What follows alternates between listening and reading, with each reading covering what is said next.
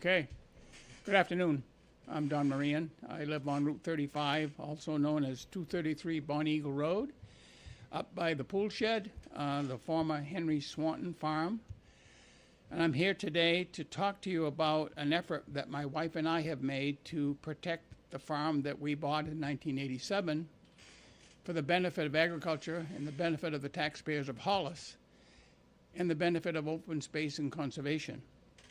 So I'd like to give you a little history about how I got here and how Linda and I got here. In 1987, we bought the farm from Jodam and Carol Pierce, who were moving on to Portland. She was involved in music, and he's an attorney, and she'd had enough of farming life, and so she wanted to go back to the city. The reason we bought Hollis, I was born and brought up in Standish. I was born in the house that my father built. In 1987, when we made the decision that we were going to do something about farming, like breeding horses, we bought our first racehorse in 1983. We fell in love with him, and we fell in love with the industry, and we wanted to be part of it. So we knew that this horse that we bought was a stallion. We knew that he had to have a farm to live on, that we weren't going to just turn him out most any place. You don't do that with stallions. You have to take care of them properly. So we basically bought the place for him. We looked around Standish, and when I was a kid back in the 40s, there probably were 15 dairy farms in Standish. And heavens only knows how many other agricultural sites there were. In 1987, there were none. All of those farms had been subdivided and had grown one crop of houses. So we came across the river, much against the idea of my mother, who lived to be 101. She didn't want us to move. She thought that was a terrible thing, that we were going to move out of Standish. We'd lived there our whole lives. But we moved over there, bought the farm from Jodam and Carol. It was already a proposed subdivision when we bought it. It had approval for like 13 house lots. Well, the first thing we did was to get rid of that. And then we started to breed horses, and it just mushroomed from there. We built buildings, we built barns, we built running sheds, we built fences. In 2009, we finally ran out of gas and said, we need to stop doing this. We're getting too old to do it. We need to do something else besides work 7 days a week, have 15 or 20 foals a year, be up all night, those kinds of things. So we stopped in 2009, but we continued to house retired racehorses and kept some of the breeding stock that we had of our own that we just wouldn't part with. And most of them have died since then. We only have one left, and he's 32 years old. And when he's gone, there'll be no more, but the farm will be there forever. My experiences in learning about conservation happened when I got in the legislature in 2005. And I spent 8 years on the Agriculture, Conservation, and Forest Committee. I served 12 years total up to the State House, and I learned an awful lot about how important conservation was. I didn't realize as a kid growing up, I just thought farms were something that everybody had. Well, not everybody has them. My first experience was in 2005 and 2006, my first term in the legislature, when an effort was being made by the Trust for Public Land. We all know about the Trust for Public Land because of Indian Cellar.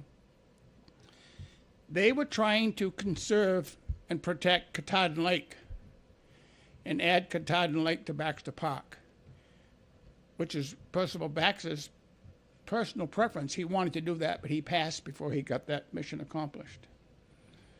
We worked on that bill for 2 years because there was so much animosity between just plain good old conservationists and hunters and fishermen. The hunters wanted to be able to hunt on that land. That wasn't what Percival Baxter wanted. He wanted the land to be conserved. He didn't want hunting there. So the last year of my first term, we finally passed a bill, and my vote was the deciding vote because I said I wouldn't vote for it out of committee, this my committee vote, unless we protected it and did not allow hunting, because that's what he wanted. It was his vision. So we accomplished that and added 6,000 acres to Baxter Park with no hunting. Trust for public land, Lands for Maine Future, and Poland Springs all had a piece of that action, the same as they did in the Indian Cellar. I begin to realize that people like Poland Spring and Trust for Public Land were really into this. They really knew what they were talking about. At that point of time, I had not heard about the Maine Farmland Trust until about 8 years ago, 10 years ago, maybe now. Richard Randall, who I went to school with, he owned Randall's Orchards over in Standish, 600 acres. At the time, during that time, I was on the Land for Maine Future Board. Governor Baldacci appointed me to that. And Governor LePage reappointed me and made me chair of it. And I was serving on the board, and Richard Randall came over to me and said, I want to do something about my 600-acre farm. I don't want them to chop it up into housing lots. Can you help me out? So I said, Richard, this is what you need to do. And please don't come back to me again, because I'm on the Land for Maine Future, and more than likely, I'll have an opportunity to work on this, and because of conflict of interest, I won't be able to if you and I are communicating. So you need to get in touch with Land for Maine Future, the Maine Farmland Trust, and the Pasumscot River Land Trust. He did. Took him 10 years to put that farm under an easement. But he accomplished it, and soon after he passed. That was a big thing for the town of Standish. That land has done so much and is doing so much for the town that people can't begin to appreciate what it was he did. So Linda and I, in 2021, sat down with our family and told them that we had been talking about putting an easement on the farm. And we told them exactly what was going to happen, that it would devalue the value of the farm, would cut into their inheritance, and that we weren't going to be comfortable in doing it unless they approved it, unless they were okay with it. The three girls, we have three daughters, and they all live locally, had said to us, you do with it whatever you want. We're all fine. If this is what you want to do with it, then we'll support you. So I got a hold of the Maine Farmland Trust, who I had worked with on the Randall thing and the Land for Maine Future. Got to know them very well, have a great deal of trust for them. They're only interested in preserving agricultural land. There are several ways that you can protect land, and one of them is with them, and others are with the Land Trust. So Maine Farmland Trust came down to the farm, and we talked about it. It took us 2 years to accomplish our objective. It's very complicated, but yet it's easy. It's just time-consuming. So the Farmland Trust was very, very thorough. They cautioned us on all the things that we're agreeing to do, that whatever we agreed to do, no one could ever undo it. It was in perpetuity. That we had to be sure that we were sure that we wanted to do what we were going to do, and was it going to be in the best interest of our town and our citizens? And was it going to be in the best interest of agriculture? The types of easements you can have are just plain conservation easements, or you can have agricultural easements, both of which devalue your property as far as resale value. If you're going to have just a plain conservation easement, then you could use a land trust. Pasumscot River Land Trust, I would recommend very highly. They're very active. They have the Randall holdings. They too worked with Maine Farmland Trust to help them get that Randall Orchard set up. That was a 600-acre deal. That was a big deal. But we decided that we wanted it to be for agriculture, that there aren't many farms left in southern Maine, and there's not a lot of agricultural space left.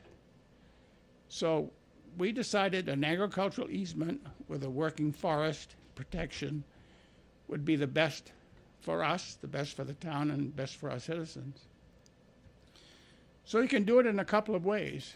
You can sell your development rights. Maine Farmland Trust will write a check, and you put it in your pocket and go on about your business. If you're in a situation where you need some money, if senior citizens such as we are, that if we were up against it and we were having trouble paying our taxes and things, you can sell your development rights, which is really a great thing for a lot of people. But we weren't doing it for the money. We were doing it because we want to protect that farm. It's a pretty nice piece of property on 35 with a lot of frontage on the river. And it had a housing development plan on it at one time. We didn't want that duplicated. We decided to donate our easement to the Maine Farmland Trust. When you do that, you have to get an appraisal. You have to get an appraisal anyway, but you get an appraisal to find out what the value of the property is with its development rights and what those development rights are worth. And whatever that number is, we had an appraisal. It took us quite a while to get the appraisal done. The difference was considerable, but we still wanted to donate it to the Farmland Trust. And then we, Linda and I, can take it as a tax write-off, the donation that we made to the Farmland Trust for the easement over a period of years. You can't take it all at once. You can only take it based on the amount of income that you have, and it'll take us 5 years to write off the amount of money that we donated. You also have to set up an oversight account, because they come and they inspect the property every year to be sure that whoever owns it, whether it's us or those that follow us, are living by the easements, that the requirements in the easement, and that the property is being maintained. And you put in your easement what it is that you want.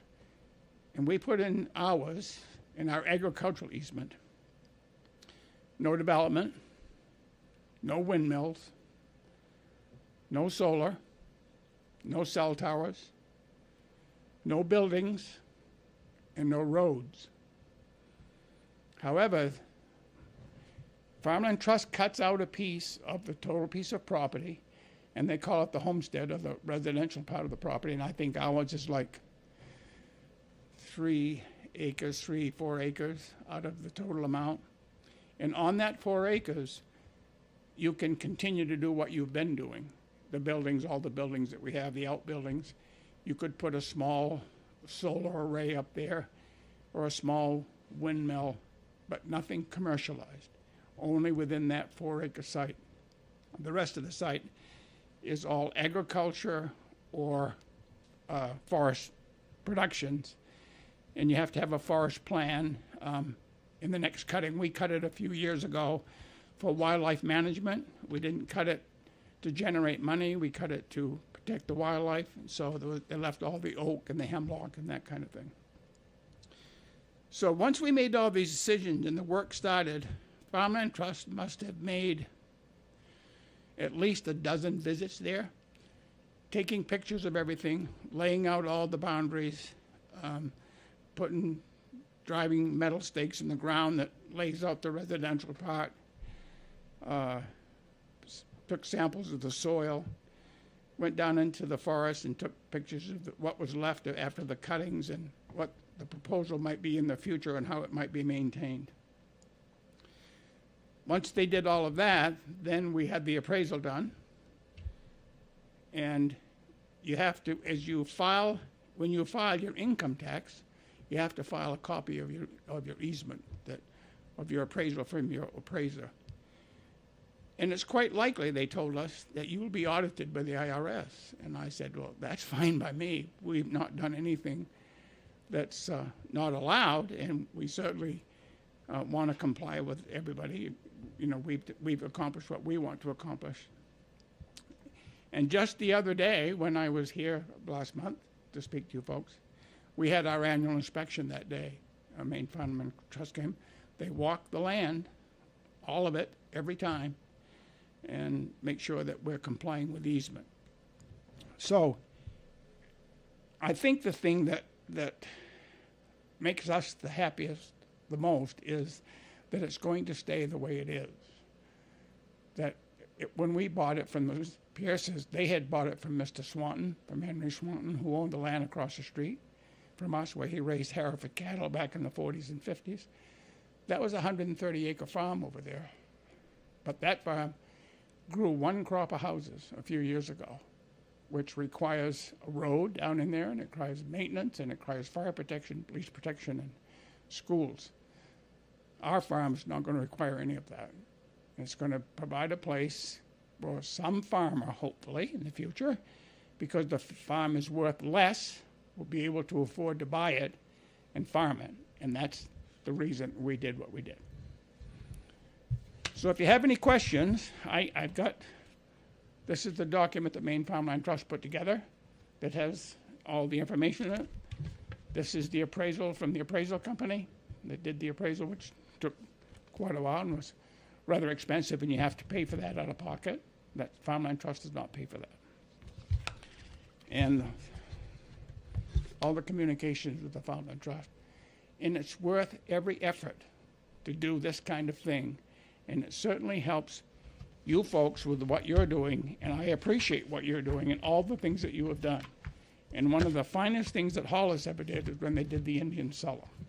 And I was part of that because I was on the Maine Future at the time. So that's something we've preserved forever as well. So, any questions, if any? Okay. Yes, sir. For the agriculture easement, is there restrictions on the type of agriculture that can go there, or is it open for any type of? For the agriculture easement, is there restrictions on the type of agriculture that can happen there, or is it just open for as long as it's agriculture? Yeah, as long as it's agriculture, whether it's raising cattle, horses, growing crops, just haying, or fruits, vegetables. No, it's agriculture. Someone could come there and plant fruit trees if they wanted to.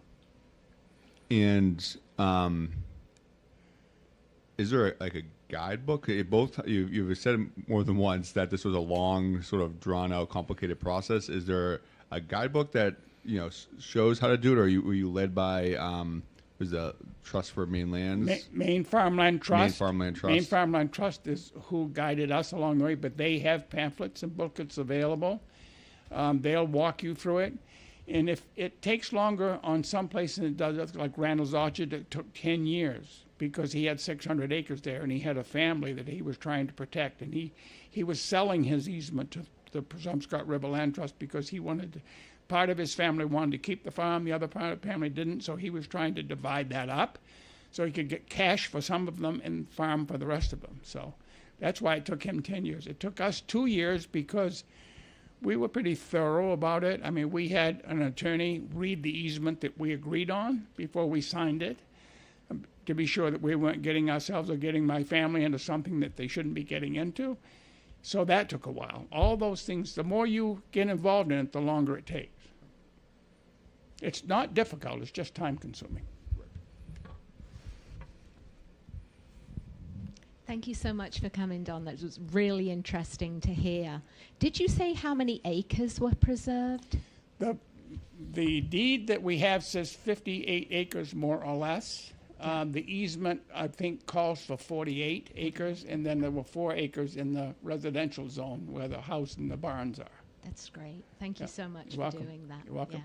And thank you guys for what you're doing, too. It's very important. We good? Thank you again. Thank you. Appreciate it. Yeah, I'm going to stay for a few minutes and see what you're working on.